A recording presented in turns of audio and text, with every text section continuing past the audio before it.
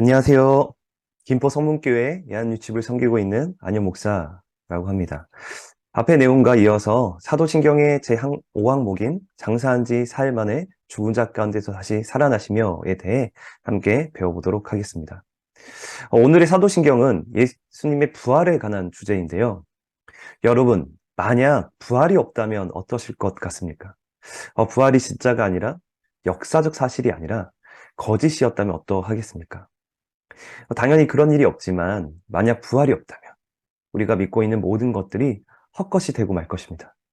예수님이 부활하지 않았다면 그분은 우리와 똑같은 죄인에 불과하게 되기 때문이죠.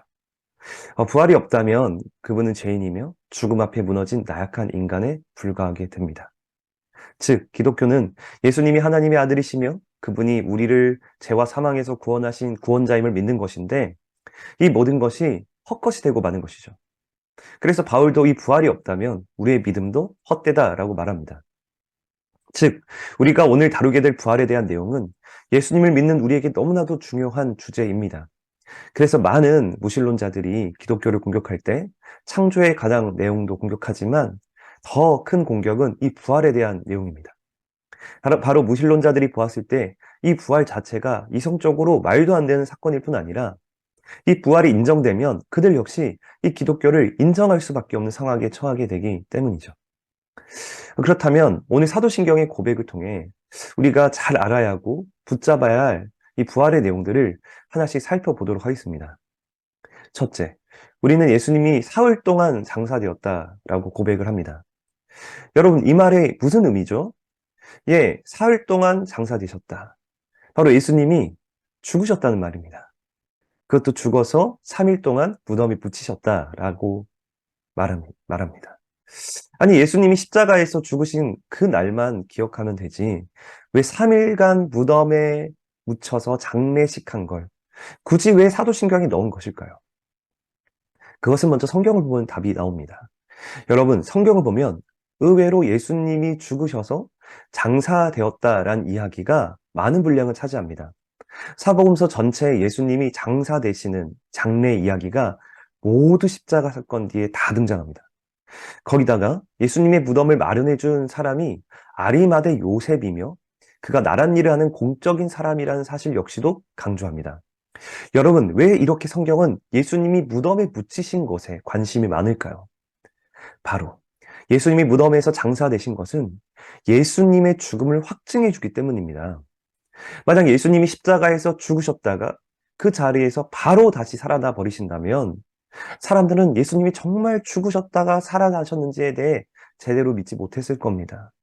오히려 기절했다가 깨신 것처럼 생각할 수도 있는 거죠. 즉, 예수님이 무덤에 장사되신 사건은 그분의 죽음이 확실하다라는 것을 보여주는 데 있어서 참으로 중요합니다. 더구나 3일이란 이 기간은 구약의 성취로도 볼 수 있지만 동시에 그분의 죽음이 더 분명하다라는 사실을 이해할 수 있게 되는 것이죠. 그래서 칼빈 목사님도 이렇게 말했습니다. 하나님께서 그의 아드님이 장사되기를 원하신 한 가지 이유는 그가 우리 때문에 진정한 죽음을 죽으셨다는 것을 보다 잘 증언하기 위한 것이다. 즉, 예수님은 바로 우리의 믿음을 더 분명히 하기 위해 3일간 장사되셨다라는 겁니다. 그렇다면 여러분, 예수님의 죽음이 확실하다라는 사실이 입증되면 동시에 무엇 역시 확실해집니까? 예, 바로 부활입니다. 예수님의 죽음의 확실성은 바로 부활의 확실성을 보여줍니다. 예수님이 이미 공생애 때도 부활을 예고하셨죠. 마가복음 8장 31절에도 죽임을 당하고 사흘 만에 살아나야 할 것을 제자들에게 가르치셨습니다. 로마 군인들도 예수님이 이미 죽은 것을 보았었죠. 바로 예수님은 3일 동안 장사되심으로 그분의 죽음의 확실성과 동시에 부활에 대해 확실성을 우리에게 보여주신 것입니다. 그렇다면 여러분, 예수님의 부활은 진정 사실입니까? 부활은 정말 역사입니까? 여러분의 생각은 어떠세요? 우리가 부활을 오해하는 것 중에 하나는 바로 이 부활을 그저 영향력 정도로 생각한다라는 겁니다. 예수님의 부활을 생각하면서 그래, 예수님이 부활하셨지, 감사하다, 힘이 되네 라는 심리적인 위로와 평안을 얻는 정도로만 생각한다면 그건 부활을 오해하는 겁니다. 왜냐하면 예수님 역시 이 공생애 때 부활을 그저 위로와 평안의 수단으로 말하지 않으셨기 때문이죠. 예수님은 분명 자신을 믿는 자마다 영생을 얻을 것이다 라고 말씀하셨고, 그분 스스로가 부활하심으로 우리가 얻게 될 이 영생이 역사적으로도 이 땅 가운데 경험하게 될 일인 것을 스스로 보여주셨기 때문입니다. 그렇다면 우리가 부활을 역사적으로 믿는다라는 것이 무엇이죠? 그것은 바로 예수님이 우리에게 부활을 믿도록 남겨두신 실제적인 증거들을 분명히 알고 이것을 확신하는 것입니다. 바로 예수님이 부활하셨음을 확신해주는 증거가 무엇입니까? 바로 증인이 있다라는 겁니다. 그것도 수많은 증인이 있었죠. 바로 앞에 사진에 등장하는 사람들이 주요 인물입니다. 막달라 마리아, 처음 부활하신 예수님을 목격했고요. 12제자들, 예수님을 보았죠. 심지어 500여 명의 형제들이 목격했다라고 성경에 기록되어 있습니다. 더욱이 예수님의 부활을 처음 목격한 사람이 남성이 아니라 여성이었다라는 이 사실은 당시 여성의 말과 인권을 짓밟았던 시대적 배경 안에서 아주 불리한 증언이 될 수도 있었죠. 그런데 오히려 이 내용이 토시 하나 바꾸지 않고 기록되어 있다라는 것 자체가 바로 이 증언의 내용이 사실임을 반증해 줍니다. 즉 예수님을 목격했던 증인들이 있다는 이 사실은 부활을 반대하는 두 가지 의견을 또 반박할 수 있는데요. 예수님이 기절하셨다라고 보는 기절설, 장사된 무덤을 분명히 보았고 3일 후에 부활하신 예수님을 목격한 자들이 있기에 이 기절설은 거짓으로 드러납니다. 환상설, 예수님이 몸으로 부활하신 것이 아닌 그저 환상에 불과했다라는 것입니다. 그런데 이건 역시 거짓으로 드러나죠. 물론 환상을 볼 수도 있습니다. 너무 예수님이 보고 싶고 그리워서 헛것을 볼 수 있죠. 그러나 그 헛것을 본 자가 동시에 12명이다. 거기다가 500여 명이 함께 한꺼번에 이 헛것을 본다? 이건 불가능합니다. 예수님의 부활을 동시에 본 자들이 성경에는 500여 명이 넘는다고 하는데 이로써 항상설은 거짓으로 판명이 나죠. 그렇다면 예수님의 부활의 두 번째 증거는 무엇입니까? 바로 빈 무덤입니다. 즉 예수님의 시신이 없죠. 폴 마이어라는 고고학자는 이렇게 말합니다. 모든 증거들을 조심스럽게 그리고 공정하게 평가한다면 예수님의 무덤은 실제로 비어 있다고 결론 내리는 것이 역사적 연구의 기준에 합당하다. 바로 물적 증거로 또 우린 예수님의 부활을 확증할 수 있습니다.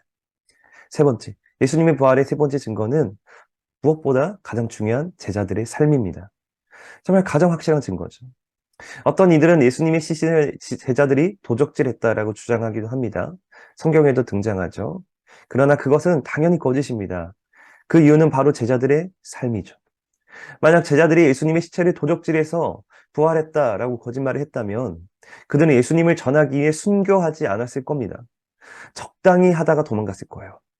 그런데 제자들은 예수님을 전하다가 감옥에 가기도 하고 죽기까지 했습니다.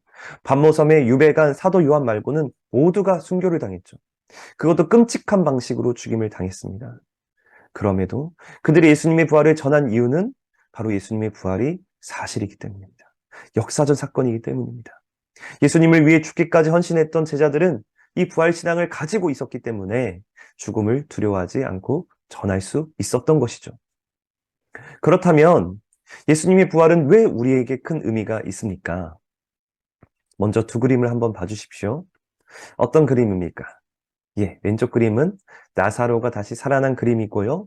오른쪽은 예수님이 다시 살아나신 그림입니다.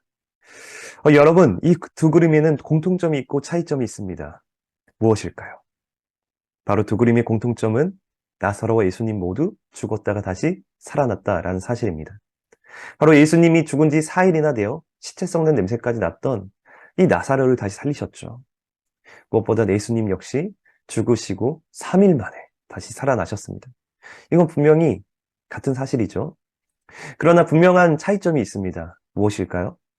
바로 나사로가 입고 있는 몸과 예수님이 입고 있는 몸이 다르다라는 겁니다. 나사로는 다시 살아났으나 그는 여전히 우리가 입고 있는 육체 그대로 살아났습니다. 그래서 나사로는 시간이 지나면 다시 죽습니다. 그래서 그는 부활이라기보단 소생한 자로 보는 것이죠.